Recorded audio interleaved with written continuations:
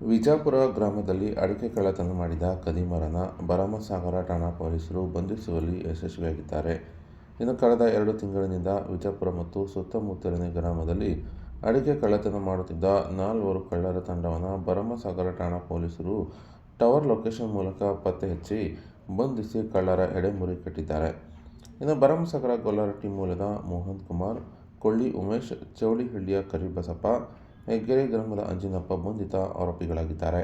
ಇನ್ನು ಕಳೆದ 2 ತಿಂಗಳಿನಿಂದ ಭರಮಸಾಗರ ಸೇರಿದಂತೆ ಹೆಗ್ಗೆರೆ, ಕೊಳಹಾಳ್, ಅರಬಘಟ್ಟ, ಯಳಗೋಡು, ಬಸವನ ಶಿವನಕೆರೆ ಸೇರಿ ಸುತ್ತಮುತ್ತಲಿನ ಗ್ರಾಮಗಳ ಅಡಿಕೆ ತೋಟದಲ್ಲಿ 15 ರಿಂದ 20 ಕಡೆ ಅಡಿಕೆ ಕಳ್ಳತನ ಆಗಿರುವ ದೂರುಗಳು ಆಧರಿಸಿ ಪೊಲೀಸರು ಕಳ್ಳರ ಮೊಬೈಲ್ ಫೋನ್ಗಳ ಟವರ್ ಲೊಕೇಶನ್ಗಳನ್ನು ಪರಿಶೀಲಿಸಿದ ವೇಳೆ ಸಿಕ್ಕಿಬಿದ್ದಿದ್ದಾರೆ.